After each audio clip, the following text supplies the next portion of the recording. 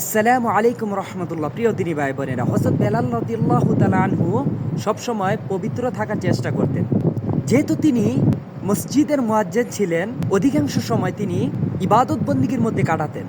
একদিন হুজুর পাক সাল্লাল্লাহু আলাইহি সাল্লাম হযরত বেলাল রাদিয়াল্লাহু তাআলা আনহুকে জিজ্ঞাসা করলেন, হে বেলাল, তুমি তোমার কোন আমল দ্বারা বেশি সওয়াবের আশা করো? তখন হযরত বেলাল রাদিয়াল্লাহু তাআলা আনহু বলেন, ইয়া রাসূলুল্লাহ, আমি তো এমন কোনো ভালো কাজ করি না, এমন কোনো আমল করি না। দেখেন কতটা বিনয়ী এমন একজন সাহাবী, মসজিদে নববীর মুয়াজ্জিন, হুজুর পাক সাল্লাল্লাহু আলাইহি সাল্লামের খুব প্রিয় একজন সাহাবী, যিনি সবসময় ইবাদত বন্দিগির মধ্যে কাটাতেন, পবিত্র থাকার চেষ্টা করতেন, সবসময় ওযু অবস্থায় থাকার চেষ্টা করতেন, যিনি জান্নাতের সুসংবাদ প্রাপ্ত সাহাবী। ওনার মতো একজন মানুষ বলেন, ইয়া রাসূলুল্লাহ, আমি তো তেমন কোনো ভালো কাজ করি না, তবে যখনই আমি ওযু করি, ওযু করার সাথে সাথে 2 রাকাত নামাজ আদায় করার চেষ্টা করি। তো এর দ্বারা আমরা কি বুঝলাম?